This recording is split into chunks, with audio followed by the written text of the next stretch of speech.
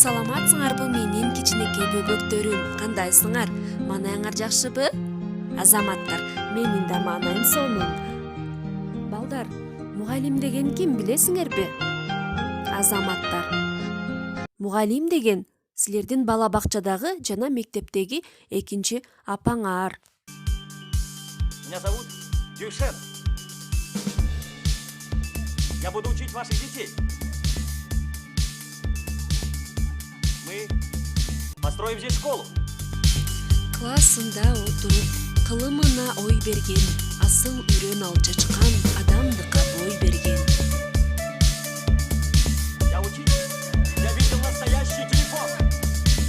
Алтыдагы бөбөгө алифбени тааныткан, адам затты илимге алып кирген даанышман. Эй, мой дед и мой отец читать не умели, а бараны на них не обижались. И мой сын так же проживет. На кой черт нужна ему твоя школа?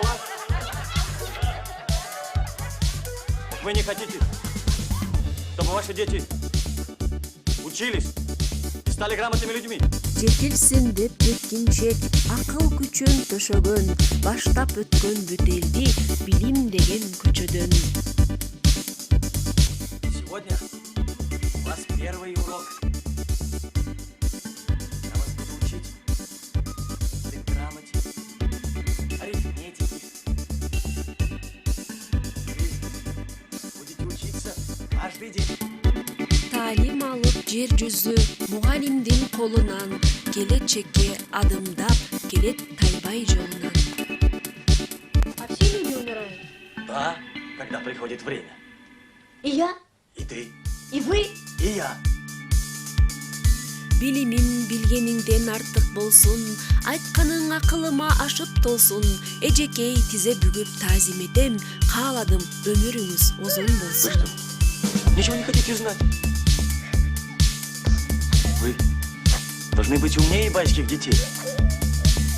Вы должны знать грамоту, арифметику. Вы должны готовиться.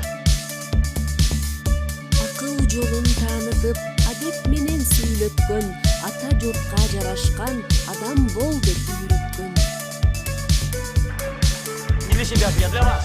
Ну, пойдем, пойдемте. Я вас всех принесу. Что, мне трудно?